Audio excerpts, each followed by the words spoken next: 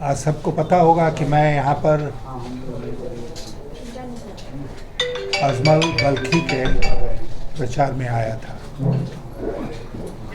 साथ में बाबर खान जी भी मिल गए और हम लोग कई मीटिंग्स में फिर साथ साथ रहे। आज प्रेस कॉन्फ्रेंस में भी साथ साथ है।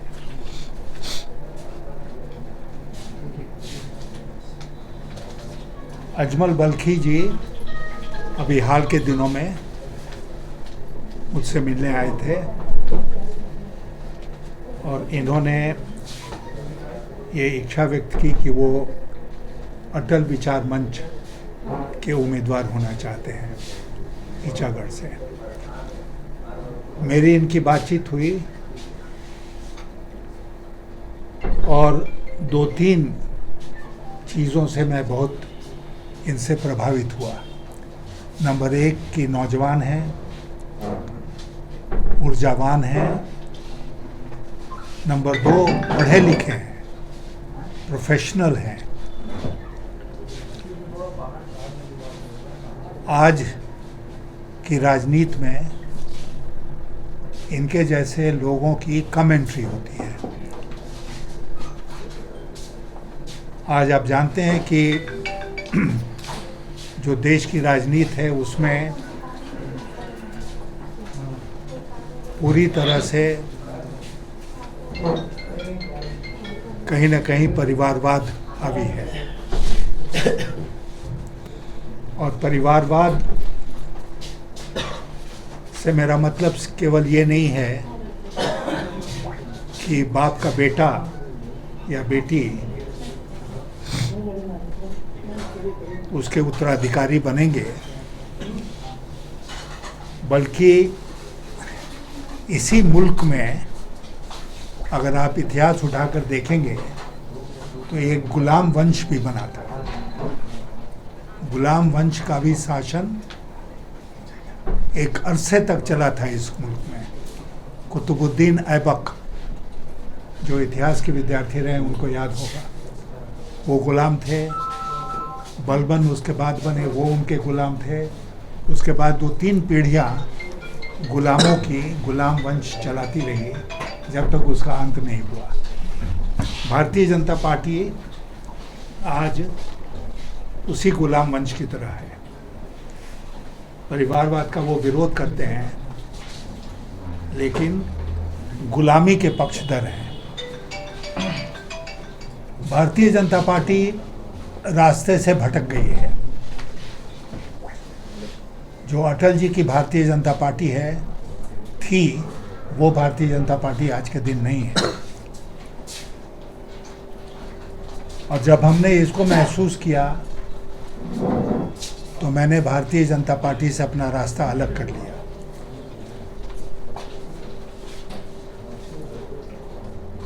आज देश जो है वो एक बहुत खतरनाक मोड़ पर खड़ा है और अगर उसी गलत दिशा में हम आगे बढ़ते रहे और सरकार बढ़ाती रही तो फिर आने वाले दिन देश के लिए बहुत मुश्किल वाले दिन होंगे। मैं अभी एक सभा में कह रहा था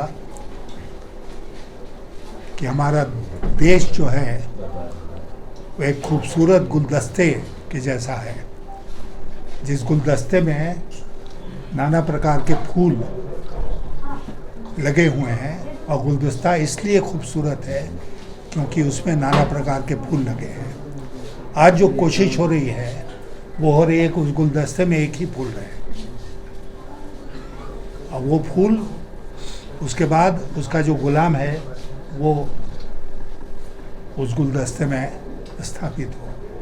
हम लोग इसका विरोध करते हैं और इसीलिए मैंने ठाना है कि उम्र दराज होने के बावजूद मैं इस चुनाव में अपनी भरपूर कोशिश करूंगा कि यहाँ पर जो सेक्युलर ताकतें हैं उनके लोग जीते और उनकी सरकार बने, क्योंकि झारखंड का चुनाव पूरे देश की नज़र है, जैसे महाराष्ट्र के चुनाव के ऊपर है वैसे झारखंड के चुनाव के ऊपर है। और मुझे ये कहने में तनिक भी संकोच नहीं है कि अगर खुदा न खास्ते झारखंड में भारतीय जनता पार्टी जीतती है तो इसका ऐसा ढिढोरा पीटा जाएगा जैसे एक बार फिर मोदी जी ने विश्व में अपना डंका बजा दिया।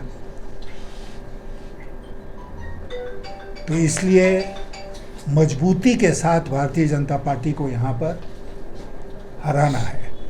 मेरा अपना आकलन ये है कि पिछली बार भारतीय जनता पार्टी ने नारा दिया था अब की बार 65 पार, आपको याद होगा जी वो लटक गए 25 पर।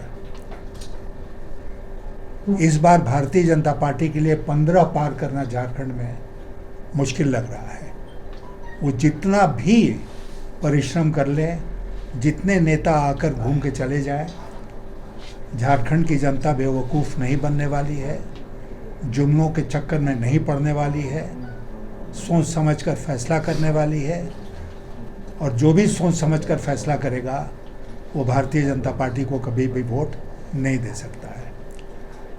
तो इसीलिए आपके माध्यम से मैं सारे वोटरों से ये अपील करूँगा यहाँ पर और पूरे झारखंड में कि वो सोच समझकर अपने मत का प्रयोग करें और ये सुनिश्चित करें कि झारखंड कम से कम सही रास्ते जाए और हम लोगों को वो दुर्दिन नहीं देखना पड़ेगा जबकि बाकी प्रदेशों की तरह झारखंड भी रास्ते से भटक जाए और गलत रास्ते पर चल पड़े।